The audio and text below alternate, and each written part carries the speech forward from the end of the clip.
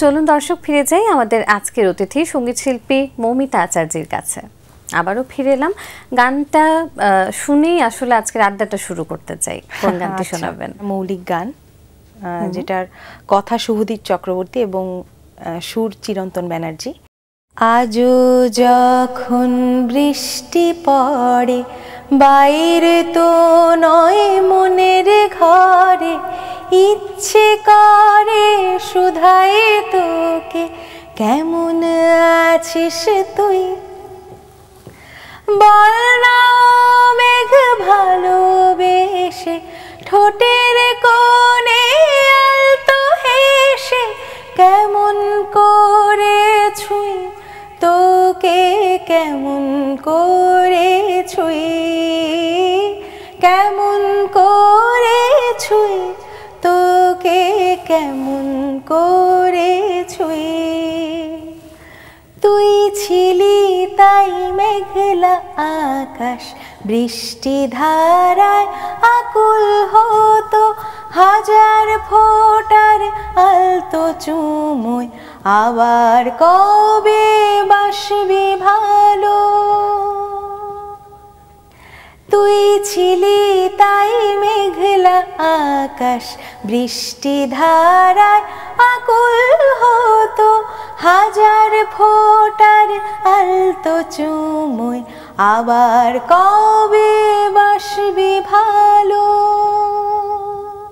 ঠান্ডা ভিজে আলতো হাওয়ায় একটু হাসি একটু চাওয়া, মন জানে না মনের খবর যেমন জানিস তুই, কেমন করে ছুঁই তোকে, কেমন করে ছুঁই, কেমন করে ছুঁই তোকে, কেমন করে ছুঁই। কি মিষ্টি একটা সুরেলা কণ্ঠ। এই যে গান নিয়ে পড়াশোনা করবেন, এটা আসলে কি আগে থেকে কখনো ভেবেছিলেন? ছোটবেলায় মানে আমি গান শিখতাম, তখনই আমার একটা ইচ্ছে ছিল যে আমি ঢাকা বিশ্ববিদ্যালয়ে মিউজিক নিয়ে পড়াশোনা করব, কিন্তু সামহাও আমার এই স্বপ্নটা পূরণ হয়নি। আমি তারপরে তো অনার্সে ভর্তি হয়ে যাই, বিবিএ করছিলাম অ্যাকাউন্টিংয়ে। তারপরেই হঠাৎ করে আমার জীবনে একটা সুযোগ আসে, আইসিসিএস স্কলারশিপ। সেই সুযোগটা পেয়ে আমি সঙ্গীতে মানে অনার্স মাস্টার্স রবীন্দ্র ভারতীতে করার সুযোগ পাই এবং তারপরেই ভোকাল মিউজিকের উপর অনার্স মাস্টার্স করি। এবং আসলে যেটা স্বপ্ন দেখেছিলাম তার চেয়েও বড়ভাবে আমার স্বপ্নটা পূরণ হয়ে গেছিল, এটা সত্যি কথা। ভীষণ সম্মানজনক একটা স্কলারশিপ এটি, আইসিসিআর। এবং আপনি আসলেই একটা গ্র্যাজুয়েশন শেষ করার পর আবার নতুন করে সঙ্গীত নিয়ে আবার একটা অনার্স করা, এই সিদ্ধান্তটা নেওয়া কিন্তু আসলে ভীষণ চ্যালেঞ্জিং এবং কঠিন। হ্যাঁ, সেই জায়গাটা আসলে পরিবার কিরকম সাপোর্ট করেছিল? এই সময়টায় পরিবার থেকে একটু বাধা এসেছিল আমার, তবে আমি বাধাটাকে ওভারকাম করেছি, পরে আমার পরিবার মেনে নিয়েছে। এটাও আমি বলবো যে আমি আমার ডিপার্টমেন্টে অনার্সে ফার্স্ট ক্লাস ফার্স্ট হয়েছিলাম, ইভেন সমাবর্তনে আমাকে অ্যাওয়ার্ডও দেওয়া হয় এই কারণে ওখান থেকে। একদম ছোটবেলায় যদি একটু ফিরে যাই, কাদের কাছে সঙ্গীত শেখা হয়েছে, কাদের হাত ধরে, হাতে খড়ি এবং তারপরে গুরু কারা ছিলেন? আমার পরিবারের সবাই অ্যাকচুয়ালি গানের সাথে মানে জড়িত, এই জন্য ওরকম একটা অ্যাটমসফিয়ারে আমি বড় হয়েছি। যেমন আমার কাকা চাঁদপুরের অনেক বড় সঙ্গীত শিল্পী ছিলেন, উনি গত হয়েছেন রিসেন্ট। তারপরে আমার জেঠু, উনি সাহিত্যিক ছিলেন। তো এই কারণে এরকম একটা পরিবারে থাকার কারণে আমি ছোটবেলা থেকেই খুব মানে মোটিভেটেড হতাম এগুলো ব্যাপারে। তো আমি ছোটবেলা অ্যাকচুয়ালি কাকার কাছেই হাতে করি সঙ্গীতের, যেহেতু কাকা বাড়িতেই থাকতেন। তারপরে ওখানকার স্যার শঙ্কর স্যার, ওনার কাছে শিখি। ইন্ডিয়াতে যাওয়ার পর অনেক অনেক অনেক গুরুর কাছে তালিম পাওয়ার সুযোগ হয়। এর মধ্যে উল্লেখযোগ্য পণ্ডিত অজয় চক্রবর্তী, উনি ক্লাসিক্যালের কি বলবো সম্রাট।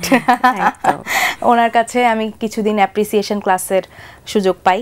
তারপরে আরশাদ আলী খান, তারপরে আমার গুরুমা সঙ্গীতা চ্যাটার্জি, উনি রবীন্দ্র ভারতীরই টিচার।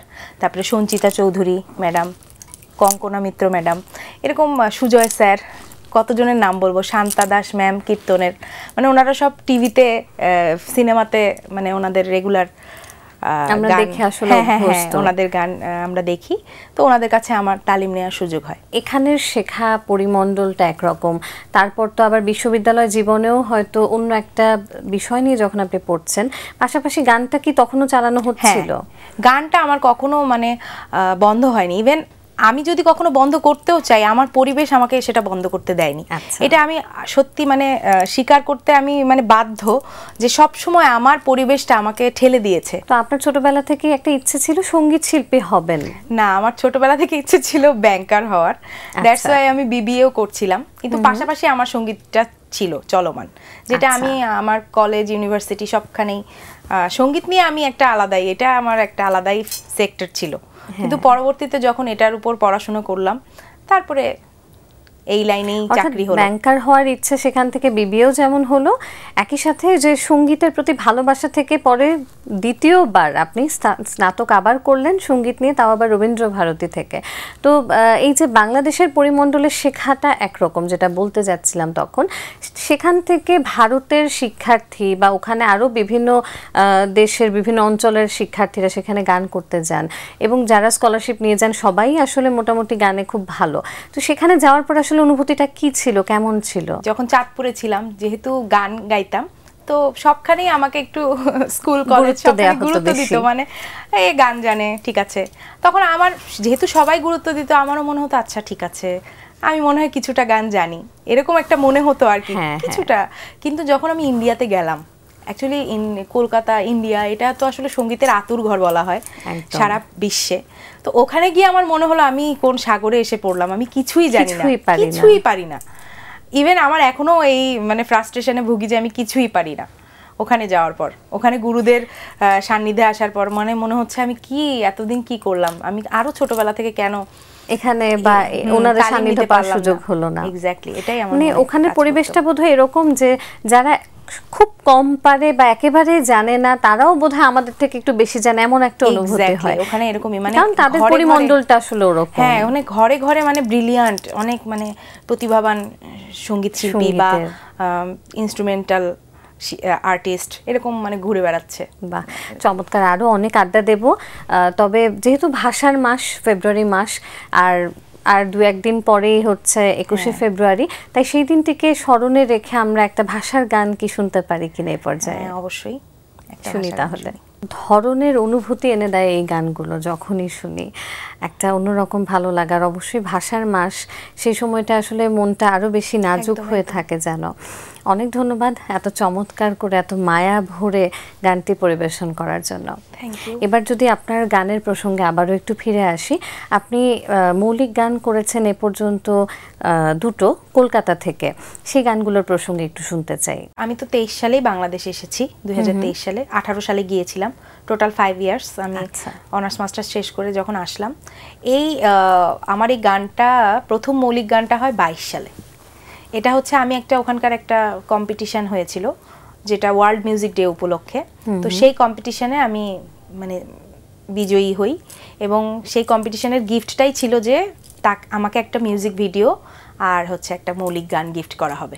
এটা ছিল এই কম্পিটিশনের গিফট। এটা হচ্ছে up tempo sound studio Kolkata, এটার তরফ থেকে।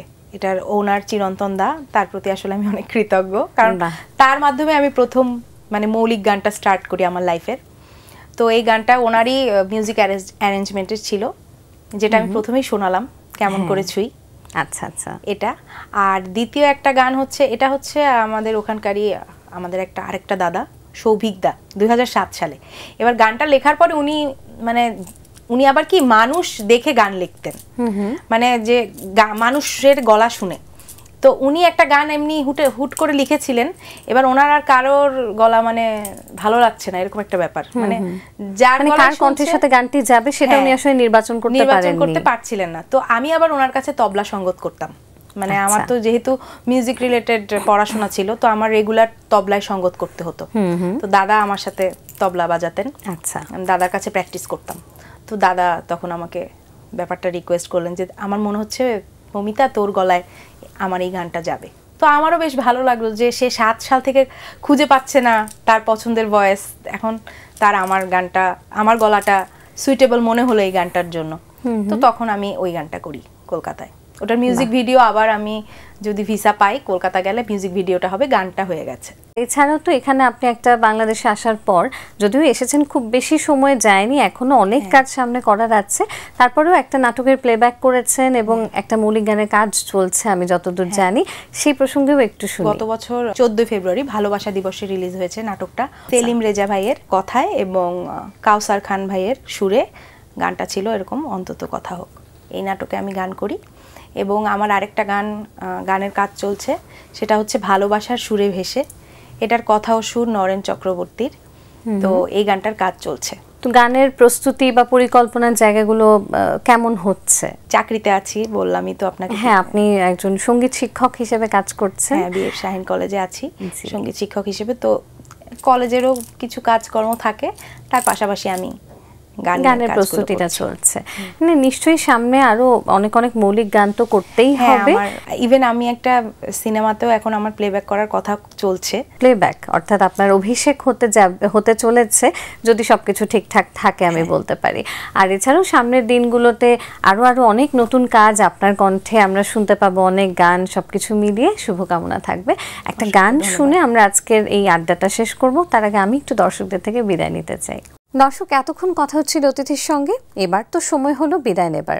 আমাদের অনুষ্ঠান সম্পর্কে আপনাদের যে কোনো মতামত ও পরামর্শ জানাতে লিখুন এই ঠিকানায়। প্রযোজক Din Protidin, Bangla Vision, Noor tower, 110 Bir Uttam CR Dutta road, Dhaka 1205, phone 96320303 থেকে 4। আমাদের ইমেল অ্যাড্রেস dinprotidin@banglavision.tv। ইংরেজ নাট্যকার উইলিয়াম শেক্সপিয়ারের একটি উক্তি বলে বিদায় নেব আজ। তিনি বলেছেন, সংসারে কারো ওপর ভরসা করো না, নিজের হাত এবং পায়ের ওপর ভরসা করতে শেখো। প্রিয় দর্শক, সবাই ভালো থাকুন, সুস্থ ও সুন্দর থাকুন। আজ সারাদিন সবার জন্য শুভ ও কল্যাণময় হোক। এবারে গান, সামিনা চৌধুরী ম্যামের একটি গান করছি। এই জাদুটা যদি সত্যি হয়ে যেত, তাহলে আমি তা শিখে নিতাম। প্রথমে আমি তাকে জাদু করতাম, প্রথমে আমি তাকে জাদু করতাম। এই জাদুটা যদি সত্যি হয়ে যেত, তাহলে আমি তা শিখে নিতাম।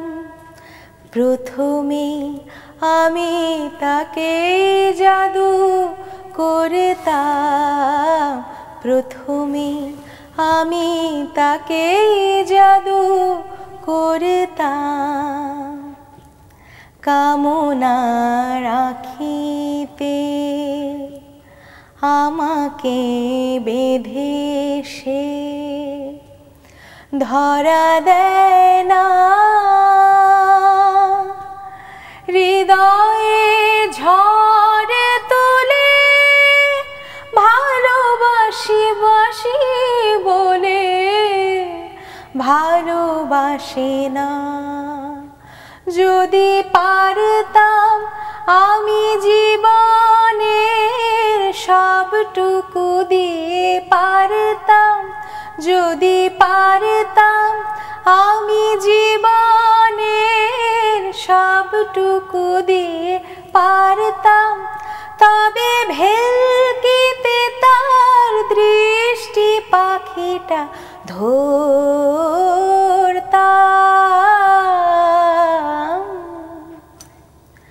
প্রথমে আমি তাকে জাদু করতাম, প্রথমে আমি তাকে জাদু করতাম। এই জাদুটা যদি সত্যি হয়ে যেত, তাহলে আমি তা শিখে নিতাম। প্রথমে আমি তাকে জাদু করতাম, প্রথমে আমি তাকে জাদু করতাম।